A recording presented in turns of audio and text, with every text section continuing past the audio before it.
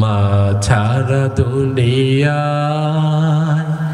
আপন কেহ আর হয় না, তুলনা হয় না। মা ছাড়া দুনিয়ায় আপন কেহ আর হয় না, তুলনা হয় না। সীমাহীন যাতনা বুক ভরা বেদনা, মার মতো কেউ পাশে রয় না, মার মতো কেউ পাশে রয় না। মা ছাড়া দুনিয়া আপন কেহ হয় না, তুলনা হয় না। সেই মাকে কষ্ট দিছেন আপনি। আপনি যখন এই দুনিয়ার মুখ যেদিন দেখলেন, ওদিন থেকে আপনার কি খাওয়া হবে, কি আপনি খাবেন, এই চিন্তা কিন্তু আল্লাহ তাআলা করেছে। এই জন্য রব্বুল আলামিন আপনার মা এর স্তনের মধ্যে আপনার জন্য খাবারের ব্যবস্থা করে রাখলেন। একটা নিপলে 32টা ছিদ্র দিলেন, আপনি দুগ্ধ পান করাবেন। বর্তমানের মেডিকেল সায়েন্স বলে আপনি আমি দিনে কমপক্ষে মায়ের স্তন থেকে দিনে 2.5 কেজি দুধ পান করি। কয় কেজি? 2.5 কেজি দুধ পান করি।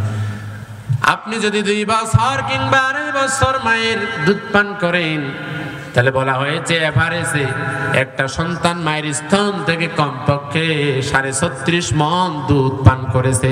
আল্লাহু আকবার। আপনি করেন নাই? জোরে বলেন, আপনি করেন নাই?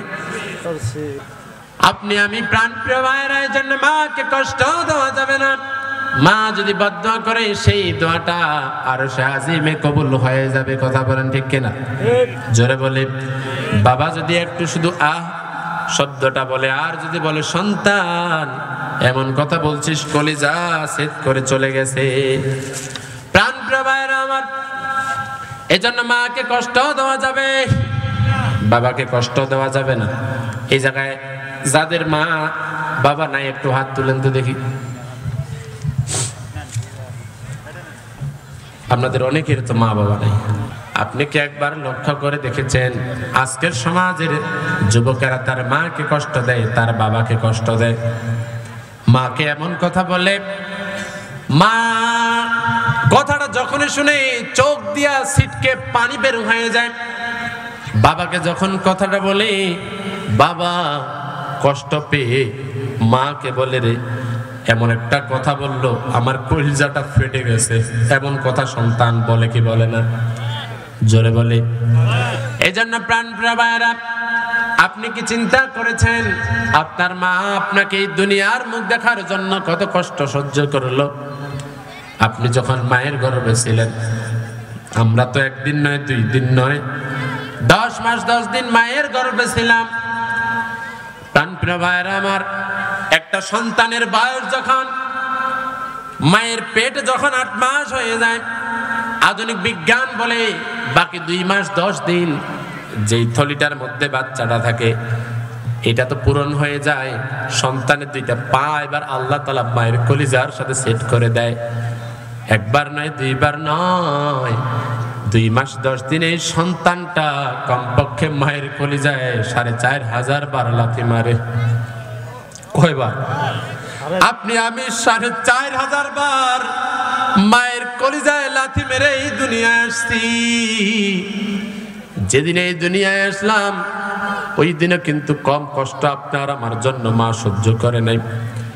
আধুনিক বিজ্ঞান বলে একটা মানুষ 45 মিনিটের উপর ব্যথা সহ্য করতে পারে না। কিন্তু যখন আপনি মায়ের পেট থেকে যখন এই দুনিয়ায় আসবেন, মা একসাথে 57 ইউনিট ব্যথা সহ্য করেছে। বর্তমান মেডিকেল সায়েন্স বলে হাড়, এই মানুষের 6টা হাড় একসাথে ভেঙে গেলে যে ব্যথা, সেই ব্যথা আপনার আমার জন্য মা সহ্য করেছে। এজন্য মার মতো কেউ পৃথিবীতে আপন হবে না। কথা বলেন ঠিক কিনা? মার পেটে যখন আপনি ছিলেন আপনি তো বুঝতে পারেন নাই, কিন্তু এখন আপনি বিয়ে করেছেন, আপনার সন্তান আপনার স্ত্রীর পেটে আছে। আপনার সন্তানটার বয়স যখন পেটের মধ্যে 7 মাস হয়ে যায়, একটু দেখবেন আপনার স্ত্রীর দিকে খেয়াল করে।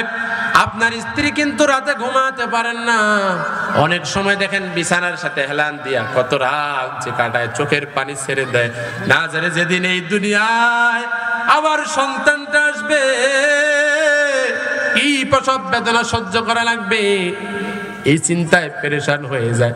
মায়ের পেটে যখন ছিলাম মা কিন্তু সঠিকভাবে ভালোভাবে খানা করতে পারেনি, ঘুমাইতে পারেনি, ঠিক না? জোরে বলেন। মার মতো কি কেউ আপন হবে? জোরে বলে কেউ আপন হবে? এত দোষ করেছেন, কিন্তু বাসা যায় একটু মাকে শুধু মা ডাক দেন, মনে হচ্ছে যে সব কিছুই একবারে গলে গেছে, ঠিক না?